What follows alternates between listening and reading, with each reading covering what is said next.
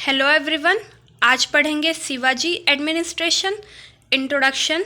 Shivaji was a great administrator who laid the foundations of a sound system of administration which was greatly inspired from the Deccan style of administration. Most of the administrative reforms were inspired from Malik Ambar reforms in Ahmednagar. Shivaji एक महान प्रशासक थे जिन्होंने प्रशासन की एक sound system की नींव रखी जो एडमिनिस्ट्रेशन की डेक्कन स्टाइल से प्रेरित थी। बहुत से रिफॉर्म्स या सुधार अहमदनगर में मलिक अंबर सुधारों से प्रेरित थे। फर्स्ट हेडिंग है central administration. The king was the supreme head of the state who was assisted by a group of 8 ministers known as अष्ट प्रधान।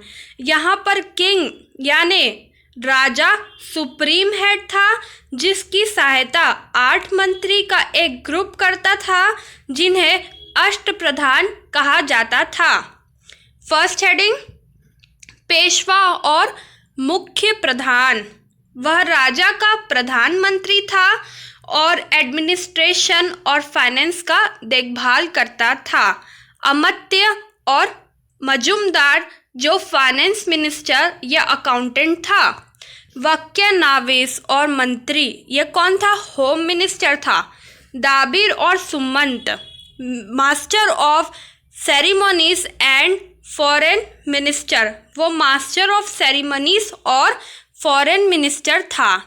फिर आता है सचिव और सुरु नाविस, होम सेक्रेटरी यानी गृह सचिव जिन्होंने कंडक्ट किया ऑफिशियल करेस्पॉन्डेंस यानी ऑफिशियल वर्क लेटर जो सारे एक्शन ऑफ वर्क को इंक्लूड करता है ऑफिस का, उसको कंडक्ट करवाता था सचिव।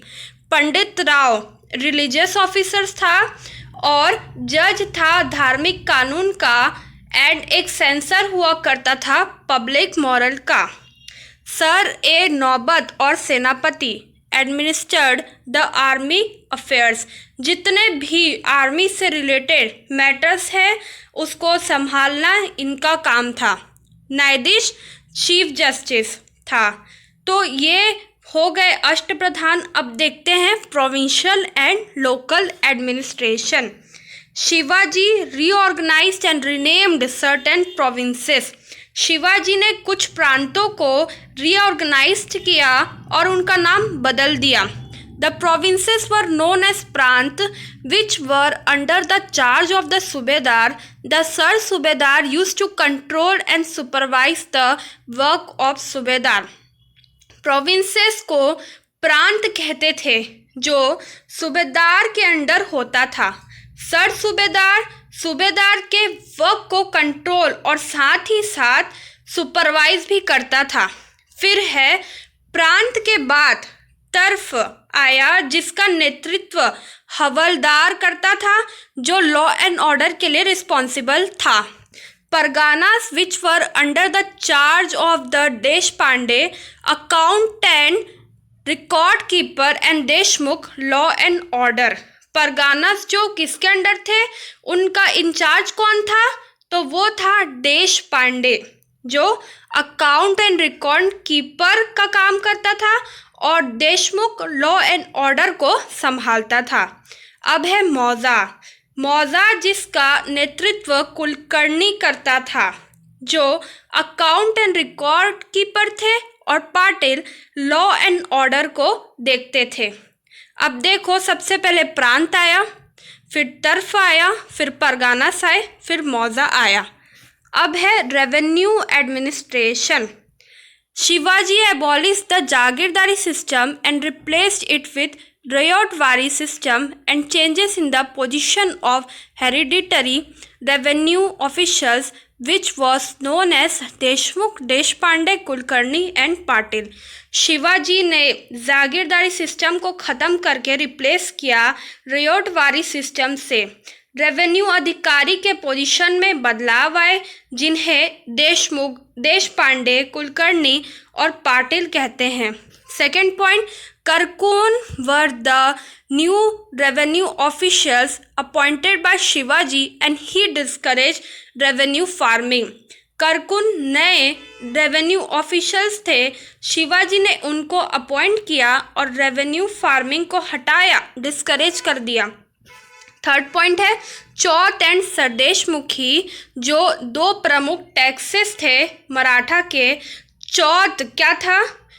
कुल राजस्व का 1/4 भाग था, जिसे गैर मराठा क्षेत्र से मराठा आक्रमण से बचने के बदले में वसूला जाता था।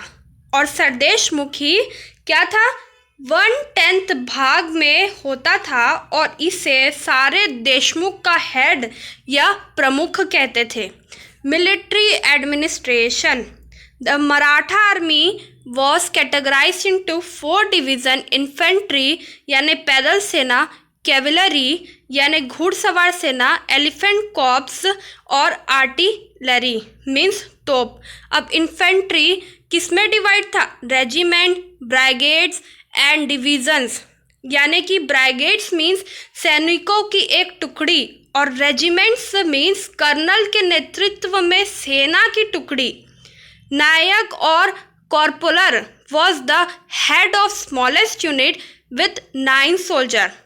9 सोल्जर्स, जो कि एकदम छोटा स्मॉलेस्ट यूनिट था, उसका हेड कौन था? नायक था। मवली, फुट सोल्जर्स, जिन्होंने इम्पॉर्टेंट रोल प्ले किया इन्फेंट्री में। Sar e Naubat was the supreme commander of cavalry. ठीक है, the cavalry was divided into 2 classes, bargirs and siladars. Soldier जिसके हॉर्सेस स्टेट देता था और सिलादार जो हॉर्समैन था, उनको अपने हॉर्सेस फाइंड करना पड़ता था। ठीक है, मतलब बारगीर्स को सोल्जर्स कौन देता था? मतलब वो सोल्जर्स थे, उनको हॉर्सेस कौन देता था? स्टेट प्रोवाइड करता था। और सिलादार जो हॉर्समैन था, उनको अपने हॉर्सेस फाइंड करना पड़ता था। Judicial administration, Shivaji's judiciary was based upon the ancient Hindu laws. In the villages, the panchayat settled the disputes. Shivaji की जुडिशरी प्राचीन हिंदू कानून पर बेस्ड थी। विलेज में पंचायत सेटल करती थी सारे मामले को। देन सेकेंड पॉइंट आता है, the police officer in rural area was called faujdar and in urban area was called kotwal. Police officer को गांव वगैरह होता है ना, उसके इलाके में फौजदार कहते थे और शहरी जगह में क्या कहते थे? कोतवाल कहते थे। द परफॉर्मेंस बेस्ड यानी प्रदर्शन आधारित ब्राह्मण एलाइट्स को काम विशदार कहा जाता था, जो सेंट्रल ब्यूरोक्रेसी और लोकल एडमिनिस्ट्रेशन को बनाए रखते थे।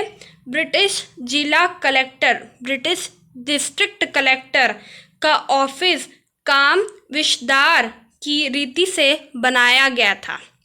Thank you for watching my video and please subscribe to my channel.